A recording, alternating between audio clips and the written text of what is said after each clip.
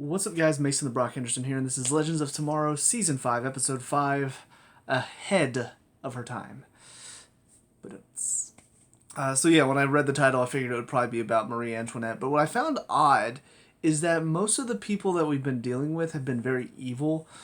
Marie Antoinette, for as far as I remember from the little bit of history knowledge I have, wasn't necessarily an evil ruler. She was just kind of stupid. Like, a lot of people take what she said, let them eat cake, as like she doesn't care about her people. But from what I understand, or what I've heard, it was more so the fact she didn't understand that the bread, I think it was the bread famine that they were going through, she didn't understand that cake was made with bread because she was just that clueless. So I guess, in that sense, it's kind of an evil through ignorance sort of way, leading in ignorance. But when I'm thinking about the most evil and despicable people in the world that you can bring back from the dead to terrorize, the timeline, Marie Antoinette is not at the top of the list. She's like not even in the top 100. So I don't know, just that sort of put me off a little bit, but it was fine. I get what they're going for. It's more so a fact that they basically put her in a position where she was able to quell the rebellion, not through anything that she was really doing, more so through the fact that she got what she wanted and just constant partying and just people getting to do whatever they wanted. But with that being said, I will say this is probably the weakest episode so far this season, and a lot of it just came down to, it feels like Zari has taken over the Mona role. And the Mona role, in my opinion, is that one character that is trying so desperately to be funny and quirky and like kind of that excitable character, and just nothing is making me laugh. Honestly, very little in this episode made me laugh. The one time that I can remember laughing at any joke that was made was the two scenes at the end with Nate. The first one is when they all show up and Ava sprays the perfume in his eyes.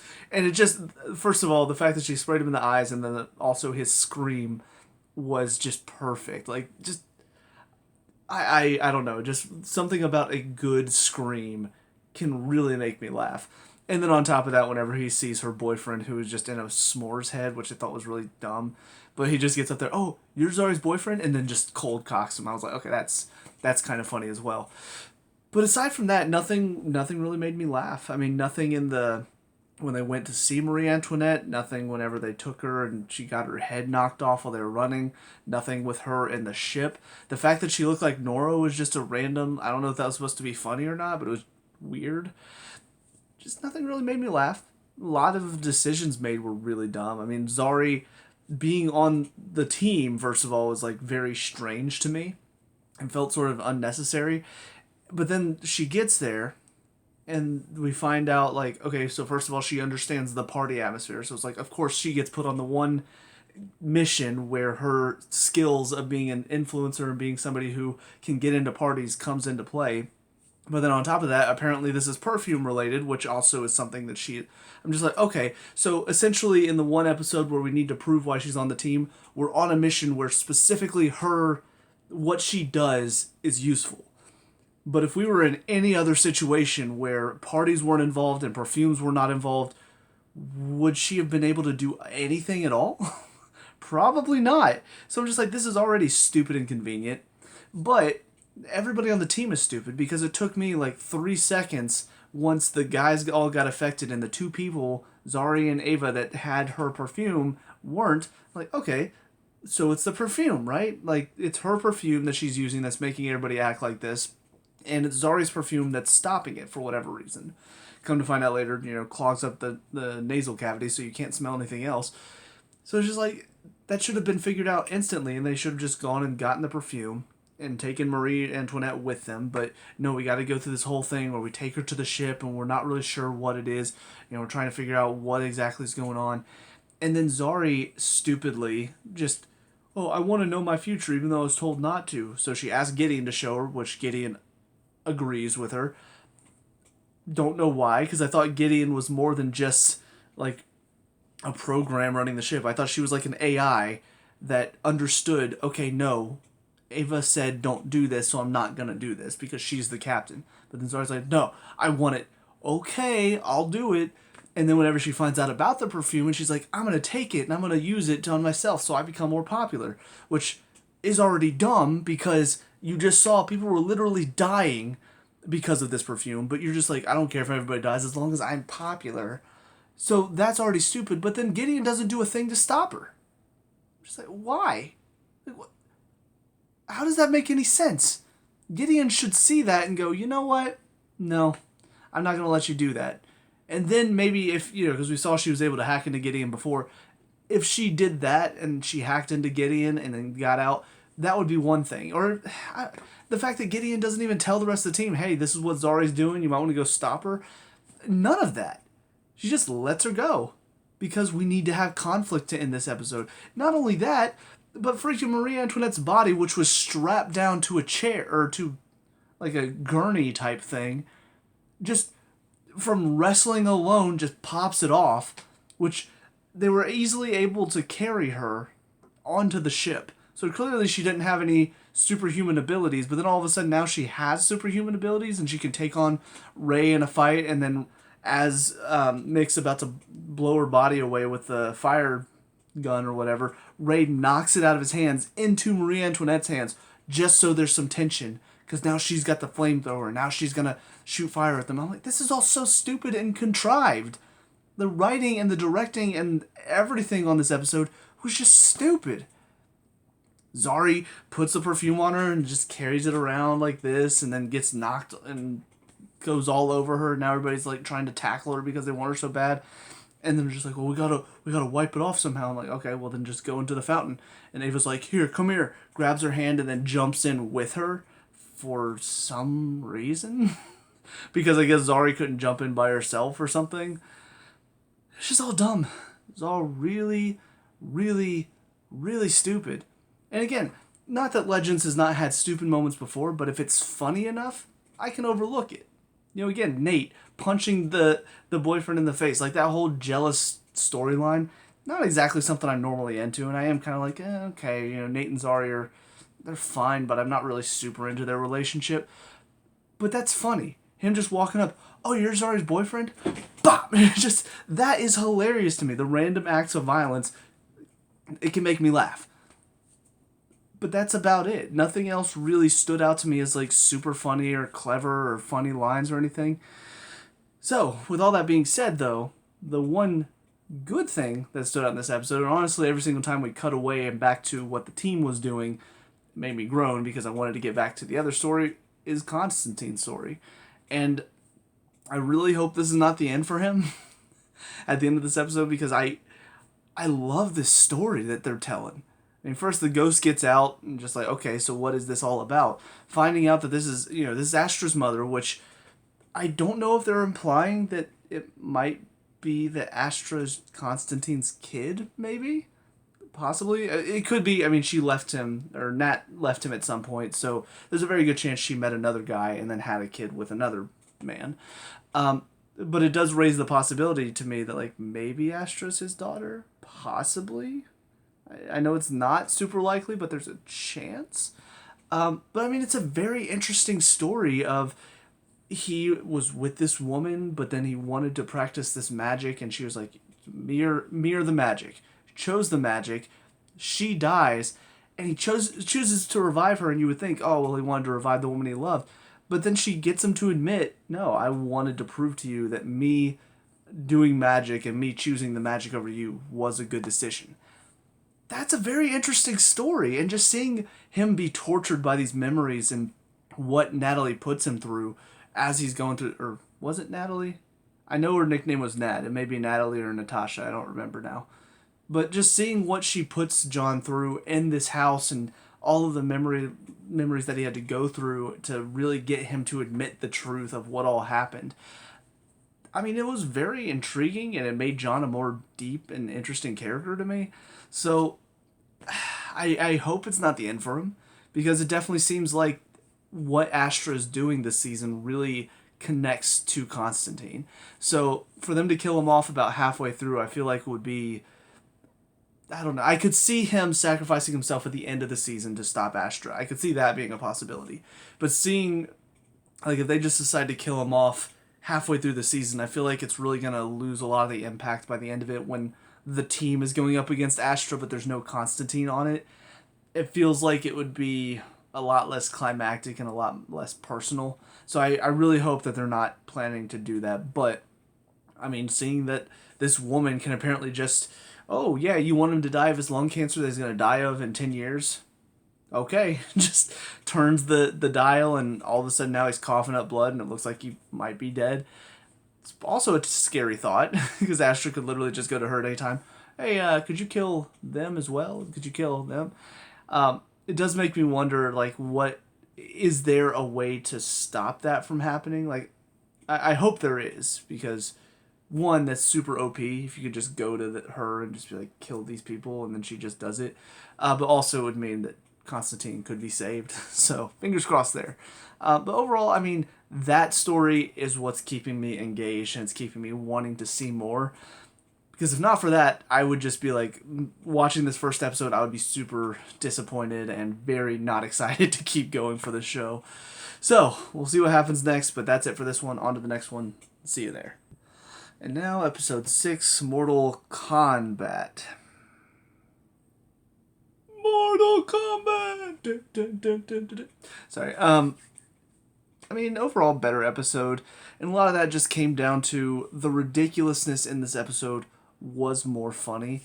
Because again, a lot of the show has been kind of silly and stupid at times. But it's when they do it correctly and funny in a way that is actually funny and not like so bad it's funny. That's when I really That's when I really enjoy the show, is whenever they actually are doing something clever with their ideas. And having Genghis Khan show up in the 1900s. I think he showed up 1997, I believe it was. I mean, it's a fun concept. You've got him basically like wanting to dominate. I did have the question, because there's the idea in my mind of, wait a minute, I thought they were showing up when they die, like they were returning, and then he does throw in the line later, like, oh, I was stuck in a tomb I couldn't get out of for, I can't remember how long, like several thousand years. So I'm glad they at least explained that, so that way we weren't sitting here wondering, like, wait a minute, why did he show up in modern day when everybody else basically was just revived right after they died? So thank goodness for that. But yeah, I mean, very fun concept, having him show up after, after all this time and basically trying to conquer the world again, but in a new way. Having him take the idea of the scooter and utilize that as his new fleet was just so dumb, but also hilarious at the same time, to see a bunch of like all these badass riders just going on a little scooter with a little minigun turret on the front. I'm just like, oh my god, this is ridiculous. I will say the Khan line was very close to being funny. Not quite, though. It was a little forced. I was just like, okay, I mean, I get it. You're making the Star Trek reference, but I feel like you could have done it at a better time. Not whenever Nate realizes his scooter has been used for evil. That, for me, just kind of made it a little not funny. But, no, everything as far as that is concerned in the mission was perfectly fine. The stuff going on with Charlie and Behrad, not big on them. Just Behrad for me so far hasn't really been super interesting or anything. So I don't really care about him dealing with, oh, we slept together and then she left and I just don't know why. It just seems a little out of left field. So Charlie's story, though, kind of interesting. I will admit it does seem weird now that she's suddenly one of the Fates. Just because, why did one of the Fates just happen to be a magical creature that could shapeshift? Because that's basically what it felt like whenever they met her 2 seasons ago, I think. Or no, it was last season. I'm pretty sure. God, I don't even remember now. All the seasons run together. But I'm pretty sure it was last season, because last season was focused on the magical creatures, and she was one of the ones that they found that made them go, wait a minute, she's just like us. She's human too. She's not this just snarling beast that we've been encountering so far this season. So just the fact that I don't know, I might have to go back and like check her episode again just to see if it makes sense within the context of this new story we're finding out about her. But I will say I'm glad they had again a good reason for why now out of nowhere suddenly this whole story with her being one of the Fates is important. It's because of the fact that all of the multiverse collapsed into one universe. I like that story. I like the fact that we're playing with that idea, and there's a reason why this suddenly became important. It wasn't just like so many other things in all these shows. It's like, well, you know what? This one thing has just been sitting around for years and not doing anything, but now, this year, now it's suddenly important. There actually was a good reason as to why this has started, so I'm glad the writers did that. I think that's about it as far as the team is concerned. Zari is still just kind of there for right now. I am still not a big fan of what they're doing with her character this season. I feel like this just, again, she's not funny. As far as the stuff with Constantine, though, that is still definitely what's keeping me engaged and interested to see what this season holds. His whole story in this episode was just very interesting and very engaging, really, because I truly cared about his story and seeing him basically try to cheat death again and again and again, and nothing's working. And it just gets to a point where he feels like, no, I'm gonna beat this. And I don't really understand the whole Bulldog Kane talking to him. I don't know if that's something from his show that, like, people who watch that show will get what that is. Or if it's just supposed to be like he's dying so he's hallucinating type of thing. But it did seem a little out of left field. But I liked the fact that after that he goes back in, he tries to be a nicer person because he realizes this is it. I might as well at least go out with no regrets. Go out being nice, being kind to these two guys who are just here trying to help me. And of course it also does give him, I guess, a little bit more of, I don't know. I wish there could have been a little bit more as far as when he was talking to Ray and Gary, like a little bit more in their conversation that showed what led him to talking to Astra and giving basically her enough of a talk where she finally believes that he can get her mom back. Because it didn't really feel like those two things connected. It felt like he just went out there, was a nicer person, then decided, you know what, I'm going to go out on my own terms, not because of lung cancer, I'm going to poison myself. And that just gives him, I guess, one more chance to talk to Astra before he dies. I suppose. I don't know. But I do like that scene, though, because he had fully accepted his death. He was just pretty much convinced he was done. And he didn't want anything to do with anything going on. He was not going to try to cheat death again. He was just ready to go. And that moment when he's talking to her and she realizes, wait, maybe he does have something, and then brings him back to life, it's just such a great moment because you don't see Constantine get happy. You don't see him truly be excited, and that feeling of, holy crap, I do get to live. She reconsidered. Like, it was such a great scene because I'm not used to seeing that from him. So yeah, I definitely am glad they're keeping him around because Constantine right now is what's keeping me invested in the show and watching it for more than just, okay, this is weird, this is kind of funny, this is not funny.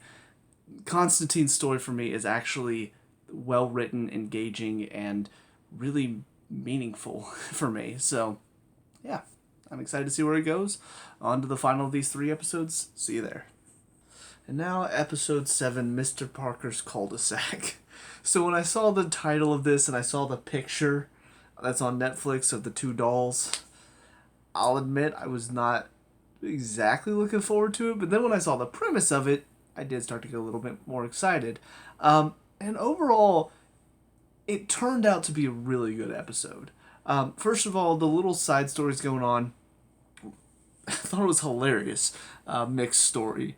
And I don't know how it's going to play in for the rest of the season, but I don't know, just something about the fact that he's getting this troll that's like trashing his books and all of that, and goes to find out it's his, unknown to him, daughter that he had with this girl at the reunion. I mean, I thought that was perfect. His reaction to it was perfect as well. Just it's your daughter. It was great. I will say though, again, Zari for me, she's taken over the role of Mona this season, which is again the quirky, super excitable, like, oh, I'm gonna be so hyped up about everything, and oh, I'm so excited, but just not funny about it. And this was a good example of that because, again, Mick seeing that it's his daughter passing out is hilarious, and then Zari steps in and makes it not funny by going, twist. Oh, he's okay. It wasn't funny, and it took me from I'm laughing my ass off to, okay, you just ruined the moment. It's honestly, it's something that I'm kind of used to because normally somebody makes a joke, I take it too far, or I say something that's not funny, and then I ruin it, and it's just that's what Zari is right now. She ruins a lot of jokes because she's not funny, but the show treats her like she is, like they did with Mona last season. So I'm just really frustrated with that. But aside from that, everything else, I didn't really know what to expect. When I saw the title of the episode, I assumed at some point they would be going into this Mr. Rogers' Neighborhood type of show, and they would turn into puppets and all of that. But I didn't really know exactly how they were going to get there. So when about halfway through things started to go wrong with Nora's plan to turn her dad into a normal person, I kind of figured that's how it was going to end, was them going there. And at first I wasn't really sure how I felt about it because one, Ray all of a sudden becoming sort of like embarrassed by the fact that, oh, Nora doesn't want my dad to see me. She's embarrassed of me. Oh gosh, I just don't know how to feel about that. I'll admit, wasn't a big fan of it at first because, I don't know, it seemed very easy for Nora to just say, look, we're trying to turn my dad into a normal person. I'm trying to keep him from killing everybody in the meantime. Just let me handle this. It wasn't about her hiding Ray from her dad. It was more so she wanted to convince her dad that she was evil so that way he didn't instantly go and start killing people and she could turn him into a normal person. Just putting up a facade to trick him, not necessarily putting up a facade because she was embarrassed that she was dating Ray. So I just felt like that storyline was a little weird, but ultimately what it led to, though, I mean, I had a lot of fun with it. Just them going into this show. Damien Dark, again, he's perfect villain for this type of show. I don't think he fit Arrow very well, but the guy that plays him, Neil McDonough, I think his name is, he's just very good with that kind of quick comedy. He can be menacing. He can have that look in his eyes where he very clearly is a villain, but he's just got this bright white smile, and he's very good coming up with these one-liners, and just, I don't know, it's something about him. He's perfect to be a fun villain, and again, fits very well into the show because of it. So a lot of really good moments whenever they went into Mr. Parker's cul-de-sac and they were having these talks. Constantine as well had some good moments just between him and Charlie. Charlie trying to trick him to go to the South Pole, and then ultimately him trying to figure out what's going on with the loom and where it is. I will say, I don't know why this plan didn't come up earlier, because this is honestly a thought I had. It's just look, we need the loom just to get basically this one thing, to deal with this one issue, bring Astra's mom back, it'll deal with this bigger issue that she's creating, and then we'll get rid of the loom forever.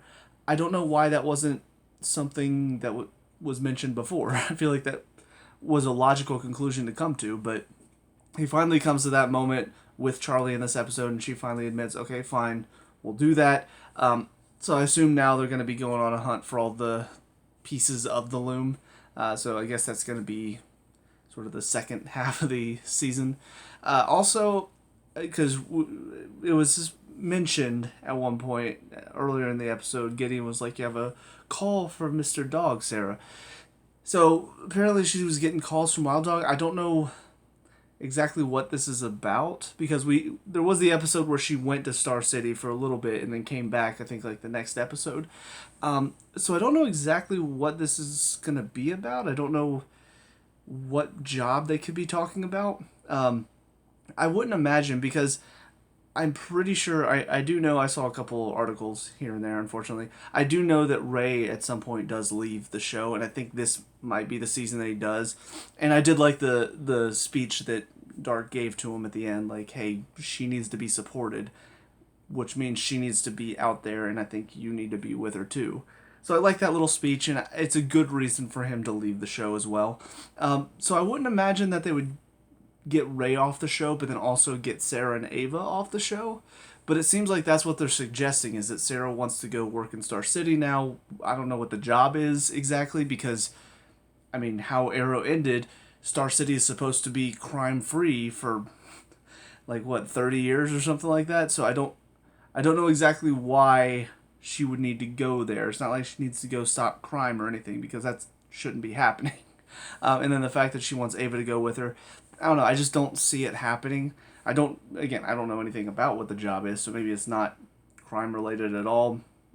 She has been talking about wanting to settle down with Ava for a while, so maybe it's not going to be a job where they're fighting crime, in which will lend itself more to her desire to settle down and start a family with Ava.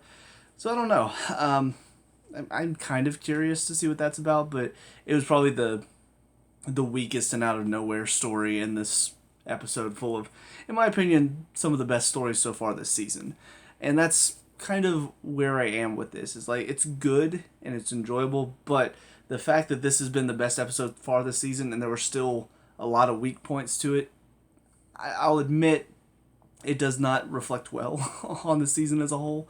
So, so far it's been good. It's been enjoyable. It's been obviously a lot better than last season because there's been less Mona, but there's still been moments that have frustrated me and pissed me off and made me go, why did they make that decision? So I don't know. I'm still waiting for the show to really get going and waiting for it to get back to the heights of what I remember in like season 2 and 3, where things were just a lot of fun, and it could be silly sometimes and it could be stupid at times, but it was a fun kind of stupid, and it was a stupid that made me go, I'm laughing, not a stupid that made me go, you guys are idiots. So I think that's about it though for this episode. So let me know what you guys think down in the comment section below. What were your thoughts on these 3 episodes as a whole? Let me know. We can talk about and discuss all the good stuff. Leave a like and subscribe. Future Legends of Tomorrow's reviews, and I'll see you guys at the next one. Peace out.